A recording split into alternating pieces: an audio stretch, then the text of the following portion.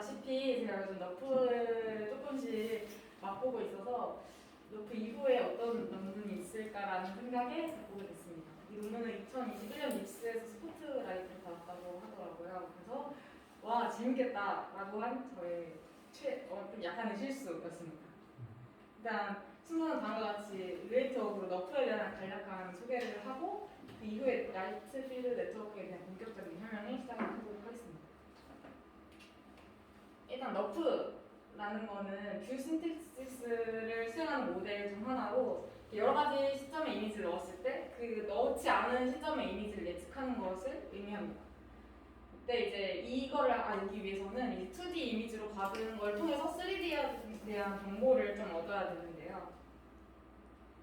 보통 2D 이미지라고 하면 이렇게 픽셀에다가 RGB 값을 저장해서 이게 이런 정보를 갖고 있다라고 저장을 하지만 그냥 3D를 픽셀처럼 복셀로 그대로 옮겨 담게 되면 훨씬 더 많은 용량이 필요하게 돼서 이 너프에서는 이제 implicit representation이라고 해서 이 뉴럴 네트워크에 이 대신 3D 정보를 학습시키게끔 하는 겁니다. 우리는 그걸 뜯어보고 어떤 식으로 저장했는지 알 수가 없지만 어떤 뉴럴 네트워크에 이 위치가 궁금해, 이 위치 정보가 궁금해라고 넣으면 그때 위치를 이 네트워크가 알려주는 방식으로 이 너프는 학습이 됩니다.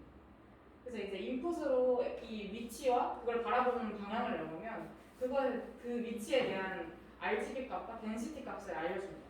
근데 여기서 약간 주의해야 될 점은 너프 자체로 이미지를 이 너프에 넣었다고 이미지가 이렇게 나오는 게 아니라 이 너프에서 나오는 값들을 가지고 이미지를 이제 만들어 주는 건데요. 이 레이라고 하는 이 레이 위에 있는 포인트들의 이 RGB와 덴시티 값을 특정 수식에 맞게 웨이트 썸을 해서 얻게 됩니다. 이 한 레이에 엄청나게 많은 웨이트 포인트들이 짜라라락 있고 이제 우리 이렇게 레이로 봤을 때 뒤로 가면 갈수록 안 보이는 게 당연하니까 그런 거를 적용을 해서 최종적인 픽셀 하나의 RGB를 계산을 하게 됩니다. 하지만 여기서도 알다시피 앞에서 그림에도 봤지만 레이 하나에 포인트가 한두 개 있는 게 아닙니다. 이렇게 수백 개씩 넣었는데요. 그 너프 논문에서는 192개 정도를 샘플링 한다고 합니다. 하나의 레이.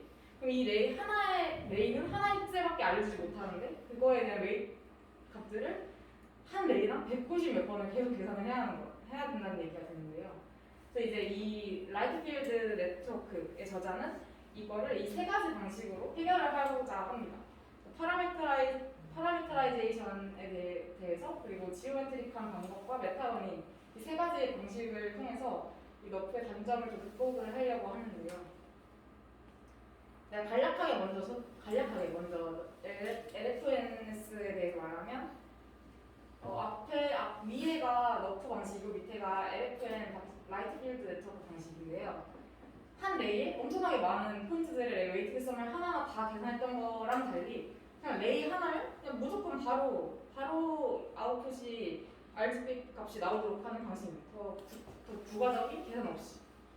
그래서 이렇게 하는 방식으로 이제 LFN에 대한 아이디어가 나오게 됩니다.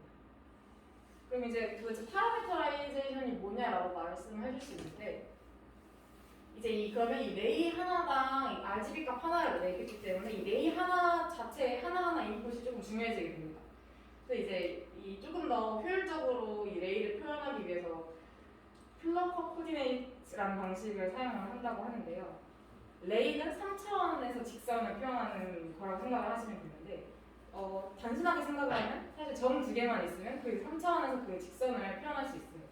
혹은 이 점 하나 있고 그거에 대한 방향 벡터를 알면 그 레이를 표현할 수 있습니다. 근데 이거에 대한 단점은 똑같은 레이인데도 2점, 2점 이렇게 넣었을 때요. 2점, 2점 이렇게 넣었을 때 다 똑같은 아웃풋을 계속 내려야 되는 왜냐면 레이는 똑같으니까요.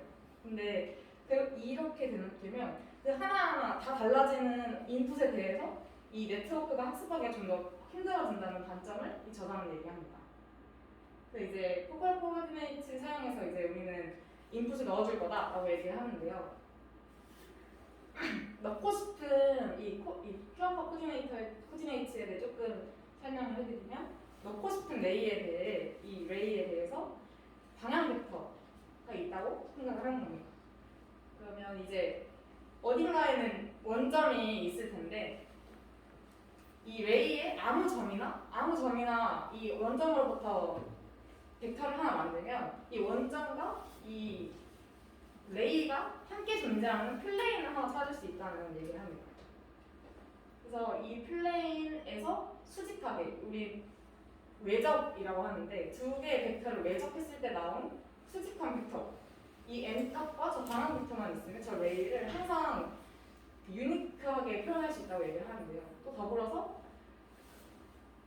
앞서 6차원, 5차원 이렇게 표현했던 것들과는 달리 이렇게 플러퍼 코디네이트 했을 때는 물론 방향 벡터가 3차원 방향 벡터이기 때문에 3차원, 3차원이겠지만 노멀라이즈를 했을 때 2차원, 2차원으로 줄여서 4차원까지도 줄일 수 있다라고 얘기를 하기 때문에 좀 더 많은 차원을 표현해서 복잡해지는 것보다 차원을 줄여서 표현을 하여서 이 들어가는 인풋을 유니크하게 표현을 하려고 한다라고 얘기를 합니다.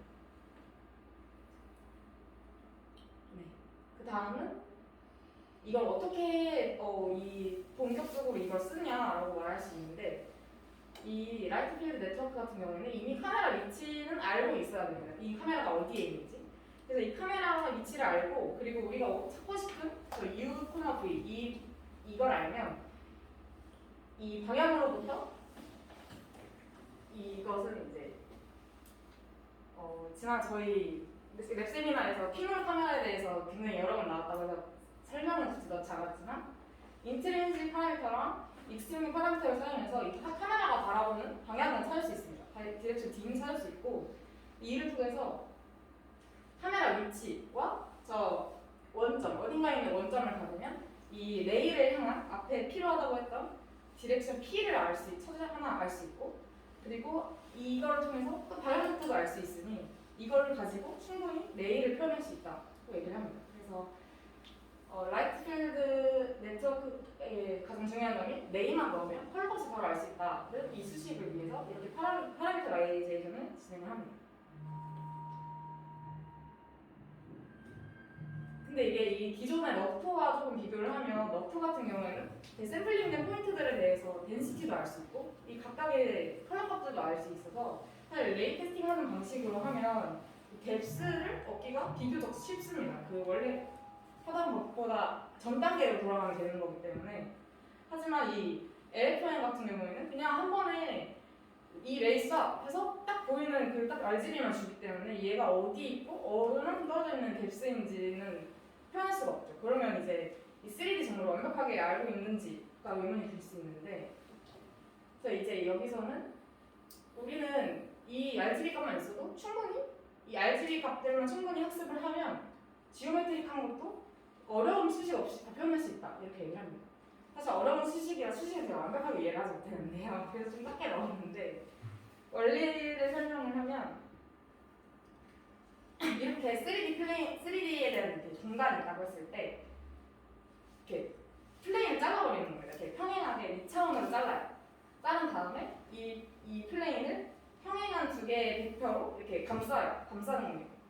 감싸서 위에 있는 B 벡터 그리고 C 벡터 이렇게 이 평행한 직선으로 이렇게 냅두면 그 위에 있는 무수한 점들을 우리가 찾을 수 있어요. 여기를 보고 이 점을 T, 스칼라 T, 이 위에 있는 점들 스칼라 T 그리고 이 위에 있는 점들 스칼라 여기가 S네요. 여기가 S, 여기가 T 이렇게.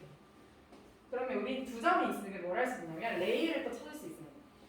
여기서 여기가 S고 여기가 T면 이렇게 레이를 쓸 수 있듯이 그러면 이렇게 레이를 썼을 때 여기 비칠 픽셀 값도 얻을 수 있고 학습이 다 된 후에 이렇게 썼을 때 여기 올린 픽셀도 다 알 수 있다는 얘기입니다. 그래서 이거를 이 각각의 플레인마다 이 하나 우리가 짜는 플레인마다 이 스칼라 값들 기준으로 다시 비주얼라이즈 이렇게 시각화를 해보는 겁니다. 그럼 이제 여기서 이렇게 맺혔을 이 픽셀이 여기 이렇게 보이게 되고 또 이렇게 썼을 때 봤을 픽셀이 또 여기 이렇게 기록이 됩니다. 근데 라이트 필드 네트워크는 색이 항상 일정합니다. 그 이유는 람바시안이라는 걸 가정으로 하기 때문인데요. 그거는 이 한 포인트 값에 대해서 어느 방향에서 봐도 색이 항상 똑같다라는 가정입니다. 그래서 이 한 포인트라면 이쪽에서 보든 이쪽에서 보든 색깔이 항상 똑같게 매치게 된다는 얘기죠. 그러면 여기서 비주얼 이렇게 시각화를 했을 때 이 점과 이 점이 항상 똑같은 값일 거고 그리고 이 각도 사이에서 보게 되는 이 레이들 사이는 사실 이 똑같은 점을 다 지나기 때문에 매치는 픽셀 각들이 다 똑같을 겁니다. 그래서 이 매치는 점들 색깔이 다 똑같으니 똑같은 색깔들에 대한 기울기가 결국 뎁스와 비례하게 된다는 건데요. 만약에 여기가 t니까 이 t가 엄청 여기 t가 여기 있다고 하면 이 레이를 썼을 때 이 t는 엄청 많이 바뀔 거고 이 앞에 있는 s는 엄청 조금 바뀔 겁니다. 그러면 이 똑같은 포인트에 대한 것들이 t는 엄청나게 많이 바뀌었는데 s는 되게 조금 바뀌겠죠. 그러면 이 기울기가 작아서 이 앞쪽이 좀 당겨지게 되는 거예요. 만약에 이 포인트를 다른 곳으로 기준을 잡았다고 이 뒤쪽으로 기준을 잡았다고 하면 똑같은 레이를 썼을 때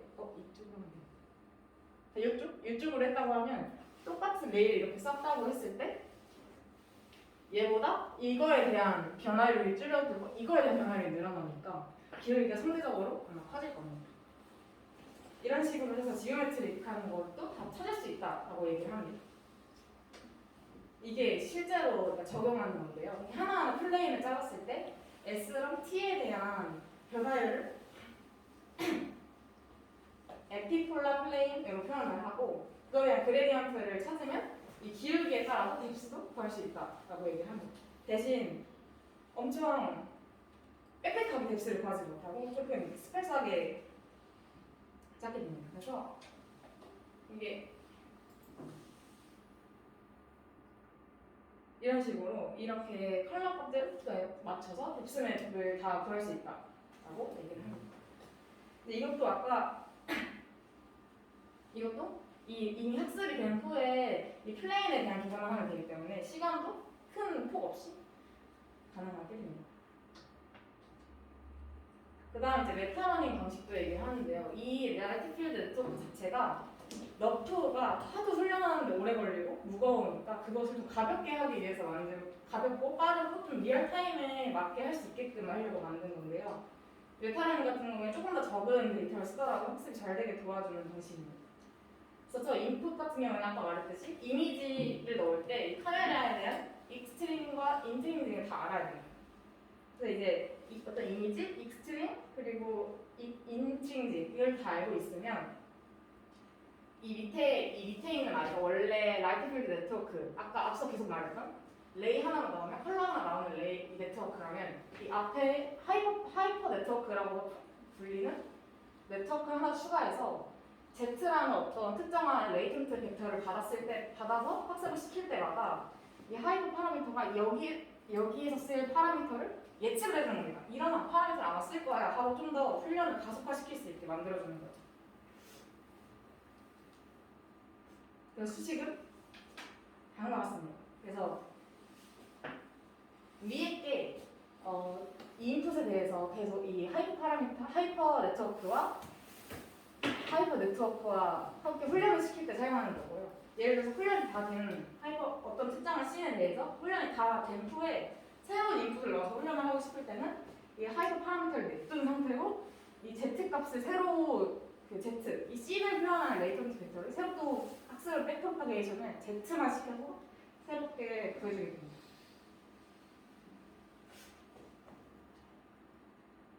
그래서 이제 이 결과인데요.